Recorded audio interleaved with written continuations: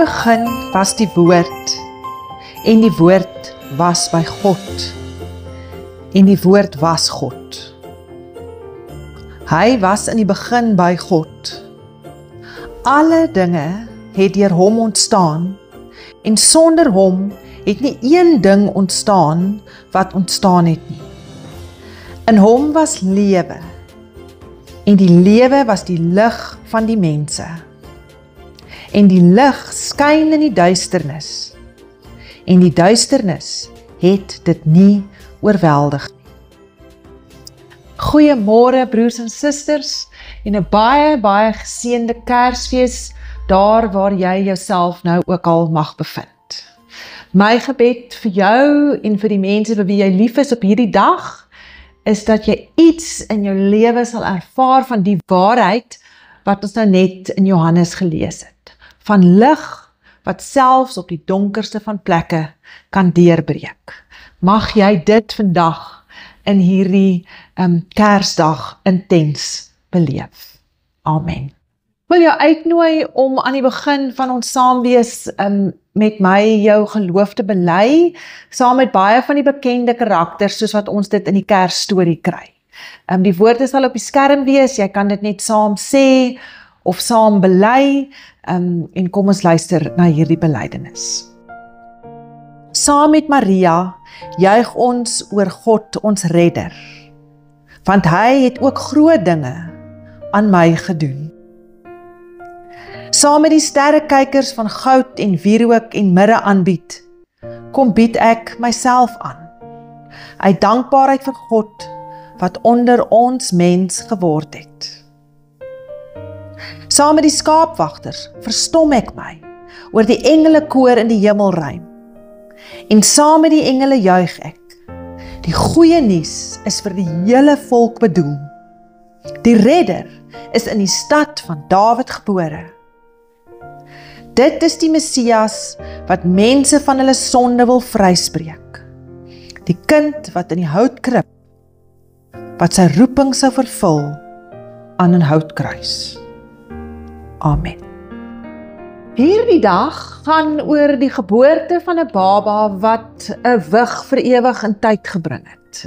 Daar is 'n voor Christus en 'n na Christus tyd. Daar is 'n tyd wat Christus was, maar nie tasbaar in die vorm van 'n mens nie, maar in die volheid van die tyd gebeur daar iets wat vir party mense moeilik is om te glo. Maar 'n God word in 'n nederige, eenvoudige tuiste gebore en bring vir ons 'n beliggaamde wysheid wat vir ons wil leer hoe om te lewe. Nie net met woorde nie, nie net met wyshede in 'n boek nie, maar deur sy lewe. En daarom het ek dit vanoggend goed gedink, alhoewel hierdie dag oor Jesus gaan en sy wysheid, om jou uit te nooi en vir ons te help om te begin met waar jy jouself nou in jou innerlike wêreld dalk mag bevind. Ek dink julle sal met my saamstem dat die wêreld en die tydskrifte en die media wat ons volg 'n baie prominente prentjie vir ons skets oor Kersfees. En ek self baie keer kyk daarna en ek dink, ek sukkel om hiermee te vereenselwig. Daai prentjies wat ons sien van liggies en van lag, van mense met die mooiste wit linne klere aan by Kersfeestafels met net gesonde kos op. By hierdie tafels waar niemand beklei nie en niemand met mekaar vergelyk word nie, en waar almal lyk asof hulle vreeslik goed met mekaar oor die weg kom. En dit is hierdie perfekte prentjie. En dan sit 'n mens in jou eie binnekant met hierdie op 'n manier dissonansie en jy voel maar dit is nie hoe jou lewe lyk nie. Dis nie hoe jou wêreld lyk nie. Dit bring dalk spanning en dit bring ongemak, maar ek wil vandag by daai emosies begin.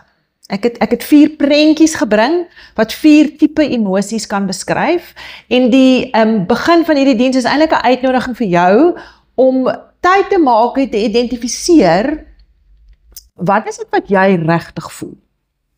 Natuurlik is daar van julle wat die voorreg het om met wit linne klere en perfekte families aan gesonde tafels te sit. Maar daar's dalk van ons wat anders voel hierdie tyd spesifiek van die jaar, want dit is ook mos asof die Kersseisoen vir my, in elk geval, dis asof emosies intenser is. Dis asof dit wat mens reg deur die jaar gevoel het, nou ewe skielik op jou toesak. So kom ek nooi jou uit na hierdie 4 beelde. Die eerste beeld is die van 'n rugsak. Die rugsak is vir my 'n simbool van mense wat moeg en oorweldig en angstig voel. Ek sien die prentjie van iemand wat net nie meer kan nie. Die sak is swaar, die jaar is lank, en jy weet nie waar jy nog krag vandaan gaan kry om vrolik en vriendelik oor hierdie Kersfeestyd te wees nie. Jou kop is vol en jou liggaam is moeg. Die rugsak raak nou net te swaar. Dis die eerste prentjie van emosies en gevoelens en wat ek jou nooi om te sien. Dan het ek 'n prentjie van 'n leesstoel. Dit is ook wat ek dink Kersfeestyd intens maak, is die emosies van verlange. Daai leesstoel, daai plek wat leeg is, waar jou man of jou kind of jou vriendin of jou broer eintlik moes sit en nou is hulle nie meer daar nie. Dit is die tyd vir my van asof verlange net erger raak, daar's 'n gemis, daar's 'n hinkering, daar's 'n alleenheid en 'n eensaamheid wat soos 'n donker kombers om jou toe vou en die leesstoel is intens teenwoordig. Waar al jy kyk, waar al jy gaan, is daar 'n gemis. Miskien is hierdie die emosie wat jou Kersseisoen merk.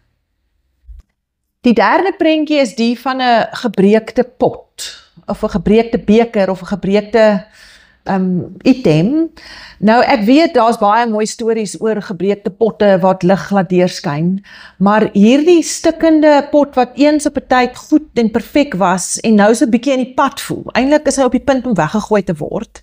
Is ook 'n gevoel wat ek weet mense baie dikwels oor hierdie Kerstyd het. Dit is die gevoel wat ek hoor as ek met mense praat wat voel, weet jy, ons voel eintlik nou net in die pad.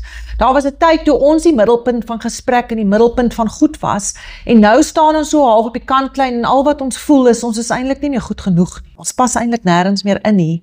Hier is nie eintlik 'n plek vir my nie.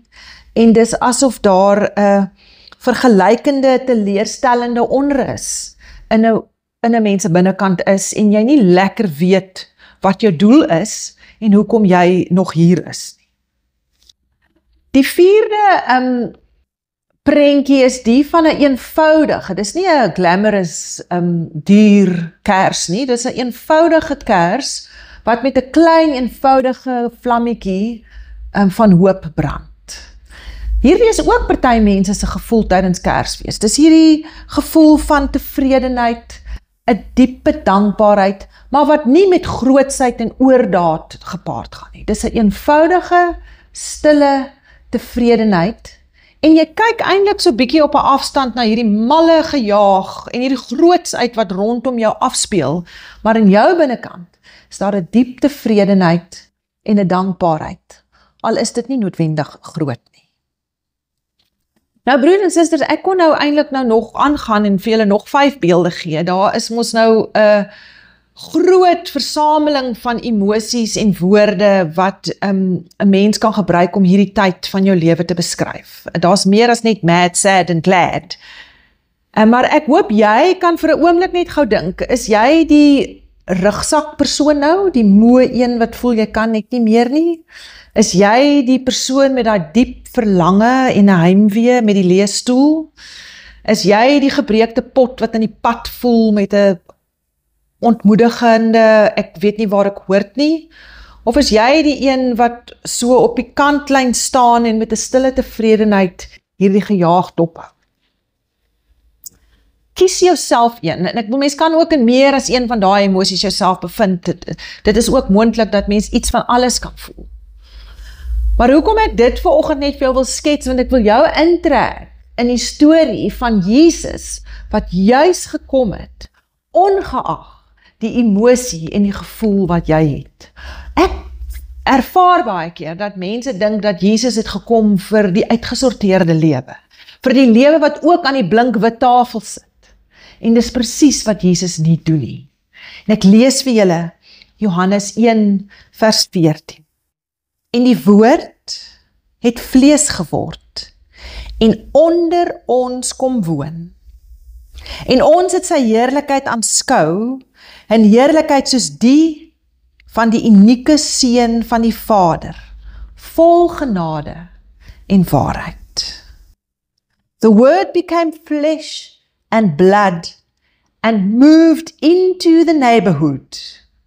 We saw the glory with our own eyes, the one-of-a-kind glory, like Father, like Son, generous inside and out, true from start to finish. Die Johannes Evangelie is 'n bietjie anders as al die ander evangelies wat begin met die verhaal van 'n geboorte, van sterrekykers. Johannes vat ons na 'n meer kosmiese waarheid. Johannes wil vir ons 'n storie vertel, juis vir mense wat moeg is vir godsdiens, moeg is vir filosofie oor 'n God wat daar ver woon met moeilike konstruksies wat uitgeklaar moet word. Johannes wil ons intrek in 'n storie van 'n God wat tussen mense met hulle huidige emosies kom woon het. As jy die tussen ons kom woon het teks vat, sou jy ook die woord hy het sy tent kom opslaan tussen ons kon neem. Nou ek en jy lees dalk dit en ons dink aan ons Desember vakansie tente, maar ons moet weet dat die eerste woorde sou onmiddellik hulle self terugdink aan hulle voorvaders in 'n tent en 'n tabernakel van God se teenwoordigheid wat in 'n woestyn by 'n murmurerende volk met wie dit moeilik gegaan het, sy teenwoordigheid kom opslaan het tussen hulle as 'n teken van hoop. En dis waaroor hierdie Kersboodskap vir my gaan. Dit is vir my, en ek wil dit is eintlik so eenvoudig, mense het altyd 'n bietjie spanning daaroor om Kerstyd iets vars en iets nuuts te probeer sê. Maar hierdie is meer 'n uitnodiging vir my en vir jou om weer opnuut daaroor te gaan dink, dat Jesus Christus nie wys geword het en tussen mense kom leef het om ons aan nog filosofie bloot te stel. Hy het juis gekom in die liggaam van 'n mens, sy tent, sy teenwoordigheid tussen ons kom opslaan, sodat ons in ons huidige emosies iets van sy heling en van sy teenwoordigheid kan beleef. Ek dink John Mark Comer praat juist daaroor dat ons baie dikwels oor Christus se koms net dink as iets wat ons van ons sonde wil bevry. En dit is dit natuurlik. Maar dit is ook meer as dit. Jesus Christus het juis ook lyf gekry, sodat daar genesing vir ons lywe en vir ons emosies en vir ons gevoelens en vir ons omstandighede kan kom.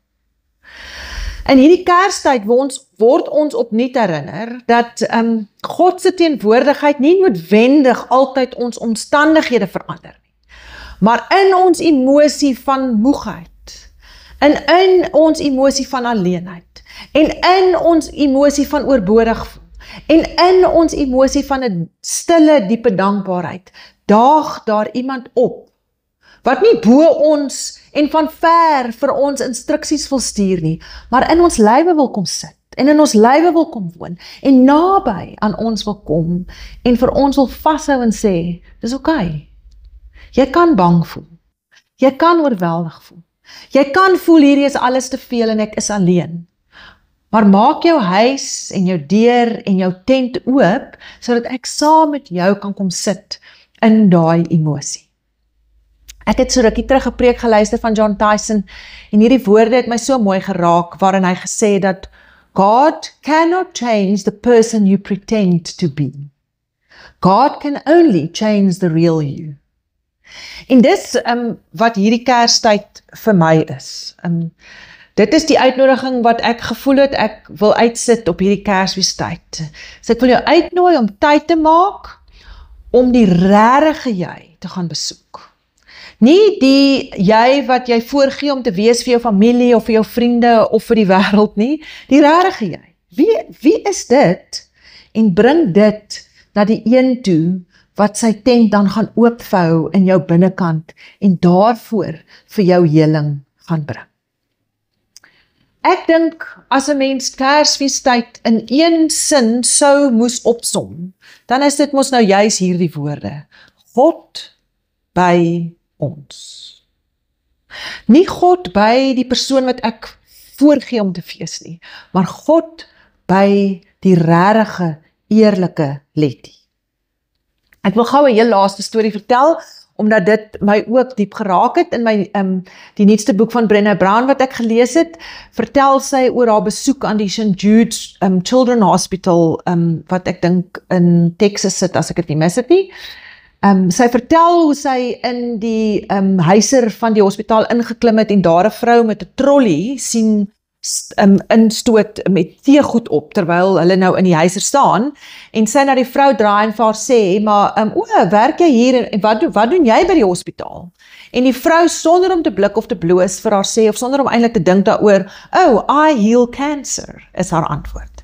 So stap sy uit by die huiser en ontmoet nog 'n persoon wat besig is om 'n administratiewe werkie te verrig, en sy vra aan haar dieselfde vraag, wat is jou rol in die hospitaal, wat doen jy hier?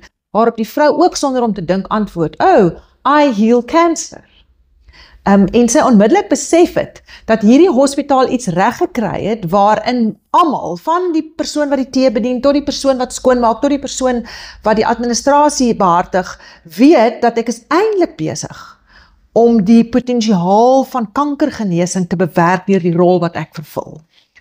Toe ek nog eens daar gedink dat dit sou goed wees, as Christene ook reg oor die wêreld een antwoord gee wanneer mense vir hulle vra, maar waar gaan Kersfees vir jou? Wat is die doel van Kersfees? Wat beteken Kersfees? As ons soos een man, sonder om te dink, kan sê, dit beteken God by my. By die eerlike ek, by die sukkelende ek, by die nie goed genoeg ek nie, by die ek wat 'n moeilike, verkeerde onderste bo jaar dalk agter die rug gehad het. Hierdie Kerstyd is 'n storie van genade van 'n God wat bereid is om by jou rugsak, by jou leesstoel, by jou stikkende pot en by jou eenvoudige kers op te daag. God by jou. Amen. Ek wil jou uitnooi om hierdie gebed saam met my te bid. God wat onder ons kom woon, U ken ons soos ons is. In ons angs en in ons moeg gedra. Wees U ons rus. In ons verlange, wees U ons teenwoordigheid. In ons skaamte, wees U ons genade. In ons rou, wees U ons troos. In ons vreugde, wees U ons danklied. Here Jesus, slaan weer vandag opnuut U tent in ons lewe op. Amen. Mag God in jou eerlike prentjie vandag baie naby wees. Amen.